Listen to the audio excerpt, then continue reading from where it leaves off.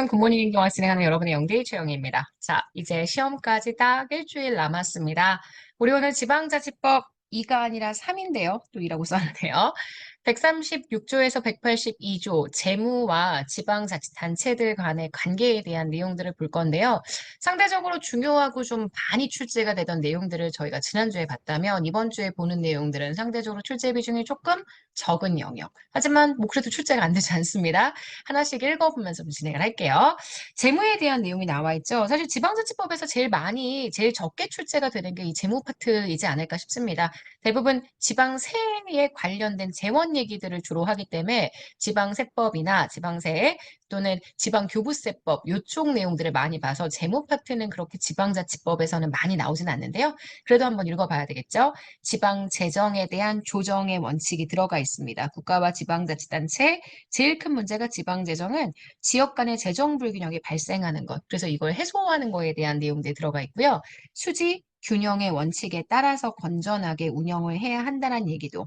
그러니까 지방정부 사이의 재정 불균형 해소도 중요하고 건전한 재정을 운영하는 것도 중요합니다. 그다음 139조의 지방 채무나 채권에 대한 내용이 나와 있죠. 지방자치단체의 장, 지방자치단체 조합은 법률로 정하는 바에 따라 지방채를 발행할 수 있다. 요거는 굉장히 많이 나오는 내용 중에 하나죠. 지방자치단체장이 따로 법률에 정하는 바에 따라 지방자치단체의 채무 부담의 원인이 될 계약이나 그 밖의 행위를 할 수가 있고 지방자치단체의 장이 보증 채무를 부담하려면 빚보증을 쓰려면 지방의회 의결을 받아야 한다. 뭐 이런 얘기들이 나와 있습니다. 그래서 채무에 관련된 내용들이 쭉 나오고 있으면서 지방채 발행에 대한 조건들이 설명이 되어 있고요. 그다음 예산과 결산에 대한 내용이 나와 있죠. 지방자치단체도 일반회계, 특별회계 구분하고요. 특별회계는 법률, 요거 가끔 나오죠. 지방자치단체의 조례로 특별회계를 설치할 수 있다. 예산의 편성과 의결은 한번 문제에 나왔던 내용입니다. 광역자치단체가 예산안을 편성해서 지방의회에 제출하는 시점은 회계연도 시작 50일 전. 시군자치구가 만약에 지방의회에 예산안 편성해서 제출을 한다면 회계연도 시작 40일 전까지. 그래서 50일에 현재 제출을 하고 15일 전까지 의결을 해야 합니다. 40일에 제출을 하고 10일 전까지 의결을 해야 합니다. 그래서 예산의 편성과 의결에 대한 내용이 나와 있고요. 그 다음 지방세, 사용료, 수수료, 분담금, 각종 경비에 대한 지출 의무가 있습니다. 법률로 정하는 바에 따라 지방세 부과 징수할 수 있고요. 공공시설 이용, 재산의 사용에 대한 사용료, 특정인을 위한 사무라면 수수료, 그 다음 이익을 받았다고 한다면 그에 대한 분담금, 징수에 대한 내용들이 들어가 있습니다. 152조에 나와 있는 지방세, 153조의 사용료, 154조의 수수료, 155조의 분담금은 선지에서 가끔 나오는 것 기억하실 수 있죠. 그 다음 지방자치단체도 재산이나 공공시설 가질 수 있죠. 재산을 보유하거나 특정한 자금을 운영하기 위한 기금의 설치가 가능하고요. 이렇게 하기 위해서는 그 내용들을 조례로 정한다는 내용도 들어가 있습니다. 그 다음 공공시설 설치에 대한 내용도 들어가 있고요. 이것도 마찬가지로 조례. 지방공기업 설치 운영할 수 있어. 그래서 지방자치단체는 지방공기업 설치 운영할 수 있고 이에 대한 법률을 따로 정하죠. 이게 우리가 자주 보는 지방공기업법에 대한 내용이다. 이렇게 보시면 됩니다. 그래서 재무에 대한 내용은 내용이 되게 짧지만 이렇게 지금 정리가 되어 있고요. 그다음 8장의 지방 재정에 대한 얘기는 사실 재무에 대한 얘기는 여기까지만 들어봤고 이거의 구체적인 내용은 대부분 지방 재정법에 별도로 규정이 되어 있기 때문에 자치법의 내용에서는 좀 짧게 내용이 들어가 있는 것을 확인하실 수 있습니다. 그다음 8장에 나와 있는 내용이 지방자치단체 상호 간의 관계. 그래서 제가 항상 얘기했지만 소극적인 협력, 분쟁이 발생하지 않게 해주는 것, 분쟁을 해결해 주는 것, 적극적인 협력, 광역 행정을 위해 서로 간의 협력체를 구성하는 것. 뭐 이렇게 얘기를 했었죠. 그래서 지금 나와 있는 여기 165조의 내용부터 지방자치단체 상호 사이의 분쟁의 조정에 대한 내용이 나와 있습니다.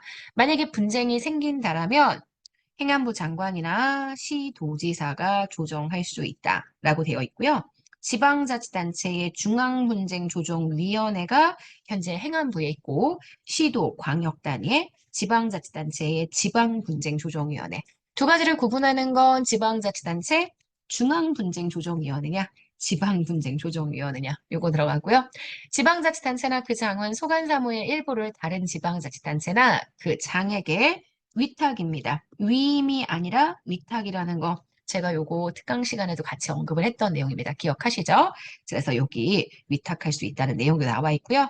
행정협의회의 구성에 대한 내용도 나와 있습니다. 2개 이상의 지방자치단체가 서로 관련된 사무를 공동으로 처리하기 위해서 행정협의회를 구성할 수 있고 중앙행정기관의 장이나 시도지사에게 옛날에는 승인을 받았어야 했는데 지금은 그냥 보고하는 내용으로 들어가 있습니다.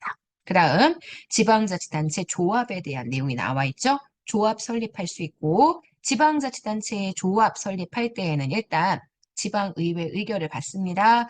시도는 행정안전부의 승인을 받으면 되지만 시군자치구는 시도지사의 승인을 받습니다. 이게 특별지방자치단체와 법적으로 제일 구분되는 차이점이라고 말씀을 드렸고요. 지방자치단체 조합은 법인으로 한다. 지방자치단체 장애 협의체, 제가 장첸이라고 많이 얘기했습니다. 전국적인 협의체를 설립할 수 있다는 얘기들까지 정리를 해주시면 일단 중앙과 지방 사이, 지방과 지방 사이 협력 관계에 대한 내용들까지 정리가 된 것 같아요. 자, 그러면 2020년 국회직 8급에서 출제가 되었던 문제들 한번 보도록 하겠습니다. 요거는 제가 법령특강 할 때도 같이 봤던 문제예요. 지방자치단체나 그 장은 소관사무의 일부를 다른 지방자치단체나 그 장에게 위임을 하는 게 아니라 위탁하는 거죠. 위임은 하급자에게 위임하는, 권한을 위임하는 거고요. 위탁은 업무를 맡기는 것을 이야기합니다. 그래서 지방자치단체들끼리 사무를 같이 처리할 수 있게 해준다라고 얘기하면 그건 위탁이 됩니다. 그래서 1번 X고요. 2번, 2개 이상의 지방자치단체에 관련된 사무 일부를 공동으로 처리하기 위해 행정협의회 구성할 수 있고 지방자치단체 장의 상호 간 교류와 협력을 위해 전국적 협의체 설립할 수 있습니다. 중앙행정기관의 장과 지방자치단체의 장이 사무를 처리함에 있어서 의견을 달리한다. 이를 협의 조정하기 위한 기구, 국무총리 소속의 행정협의조정위원회를 둘 수가 있고요. 지방자치단체 조합의 사무처리 효과는 당연히 지방자치단체가 아니라 조합에게 귀속이 됩니다. 그래서 문제의 정답이 되는 현재 틀린 선지는 1, 2번이 아니죠. 죄송해요. 1번. 이게 됩니다. 자, 여기까지 해서 우리 오늘 지방자치법 3번째 내용 정리했습니다. 내일 마지막 마무리로 4번째 내용 보고요. 법령에 대한 유튜브는 마무리하려고 하니까 여러분 내일까지 꼭 들어주셔야 합니다. 물론 다음 주에 시험 전까지도 다 들어주셔야 하고요. 오케이?